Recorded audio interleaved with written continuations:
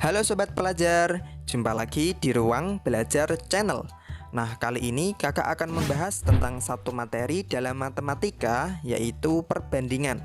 Nah, materi perbandingan ini adalah salah satu materi di matematika yang paling sering diterapkan di kehidupan nyata. Oleh karena itu, kakak akan memulai dengan sebuah contoh soal. Misalnya yaitu umur Andi adalah 15 tahun, sedangkan umur Budi adalah 20 tahun. Nah, berapakah perbandingan umur Andi dengan Budi? Nah, sebelum kita jawab soal tersebut, pertama-tama kita harus tahu dulu apa sih yang dimaksud dengan perbandingan. Nah, perbandingan adalah proses membandingkan nilai atau besaran dari dua hal atau lebih yang sejenis dan dinyatakan dalam bentuk yang paling kecil atau paling sederhana. Jadi yang kita bandingkan itu adalah nilai dari dua hal atau lebih yang sejenis. Misalnya membandingkan umur dengan umur, banyak siswa dengan banyak siswa, berat dengan berat, dan lain-lain yang sejenis dan dinyatakan dalam bentuk yang paling kecil atau paling sederhana. Nah, ingat ya, dinyatakan dalam bentuk yang paling kecil atau paling sederhana. Jadi kalau nanti nilainya masih bisa diperkecil, maka harus kita perkecil terlebih dahulu. Nah, untuk penulisan perbandingan itu sendiri bentuknya seperti ini. Misal kita mau membandingkan A dengan B, berarti A, kemudian titik 2, kemudian B. Nah, ini dibacanya A banding B, atau boleh juga dituliskan dengan A per B. Nah, seperti ini juga boleh, sama saja. Oke, biar jelas, sekarang kita praktekkan ke contoh soalnya. Nah, di sini yang dibandingkan adalah umur Andi dengan umur Budi. Berarti kita tulis Andi banding Budi. Nah, Andi umurnya kan 15, berarti kita tulis 15 banding umurnya Budi, yaitu 20. 15 banding 20. Nah, sobat pelajar, ingat, perbandingan itu penulisannya harus dalam bentuk yang paling sederhana. Nah, di sini kalau kita perhatikan 15 dan 20 itu kan masih bisa disederhanakan, ya kan? Nah, kalau gitu harus kita sederhanakan terlebih dahulu. Caranya gimana, Kak? Cara menyederhanakannya sama dengan menyederhanakan pecahan, yaitu bisa dengan menentukan FPB-nya terlebih dahulu. Nah, terkait cara menyederhanakan ini, kakak udah buatkan video pembahasannya. Silahkan sobat pelajar tonton videonya, linknya udah kakak taruh di dalam deskripsi video ini. Oke, sekarang kita sederhanakan dengan cara menentukan FPB-nya lebih dulu. Nah, kita bisa pakai cara pohon faktor. 15 dibagi 2 nggak bisa, dibagi 3 bisa. 15 dibagi 3 sama dengan 5. 5 udah bilangan prima, berarti kita stop pemfaktorannya. Kemudian yang 20 dibagi 2 dapat 10. 10 dibagi 2 dapat 5. 5 udah bilangan prima, berarti kita stop. Nah, sekarang kita tuliskan faktorisasinya. 15 itu sama dengan 3 dikali 5. 20 itu sama dengan 2 pangkat 2 dikali 5. Nah, ingat kan?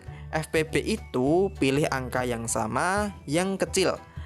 Nah, di sini angka yang sama kan cuma angka 5 nih, ya kan? Nah, berarti FPB-nya adalah 5. Nah, sekarang hasil FPB ini, yaitu 5 tadi, kita gunakan untuk membagi perbandingannya, yaitu 15 dan 20 ini. Oke, sekarang kita bagikan. 15 dibagi 5 dapat 3. 20 dibagi 5 dapat 4. Nah, ketemu deh. Perbandingan umur Andi dengan umur Budi adalah 3 banding 4. Atau boleh juga ditulis dengan 3 per 4. Sama saja. Nah, bisa dimengerti ya? Oke, biar makin paham, kita coba ke contoh yang lainnya. Misalnya yaitu jumlah siswa kelas 6 di SD 5 Ki Hajar Dewantara adalah 40 siswa yang terdiri dari siswa laki-laki dan siswa perempuan. Siswa laki-lakinya berjumlah 15 orang. Berapakah perbandingan jumlah siswa laki-laki dengan siswa perempuan? Nah, sobat pelajar, di sini soalnya sedikit berbeda dari sebelumnya. Di sini diketahui jumlah siswa semuanya adalah 40 orang. Kemudian jumlah siswa laki-lakinya adalah 15 orang. Pertanyaannya adalah berapakah perbandingan jumlah siswa laki-laki dengan siswa perempuan? Nah, siswa laki-lakinya jumlahnya sudah diketahui, yaitu 15. Sedangkan jumlah siswa perempuannya di sini belum diketahui, ya kan? Maka langkah pertama terlebih dulu kita tentukan jumlah siswa perempuannya. Caranya gimana, Kak? Caranya total semua siswa tadi yaitu 40 dikurangi jumlah siswa laki-lakinya yaitu 15. Berarti jumlah siswa perempuan sama dengan 40 dikurangi 15 sama dengan 25. Nah, sekarang kita perhatikan pertanyaannya.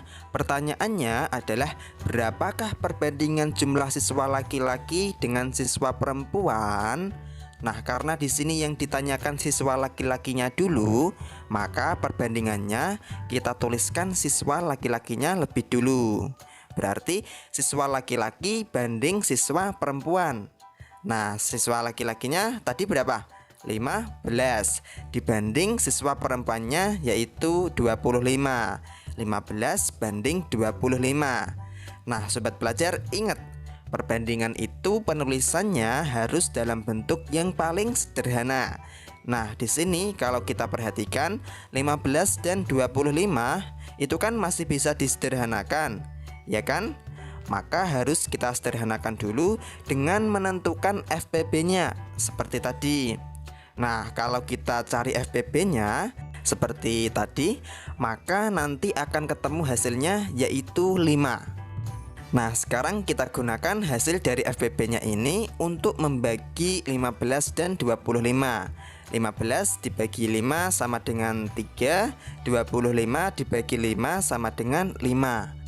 Nah, ketemu deh perbandingan jumlah siswa laki-laki dengan jumlah siswa perempuan di kelas 6 SD 5 Ki Hajar Dewantara adalah 3:5. Atau boleh juga dituliskan dengan 3/5.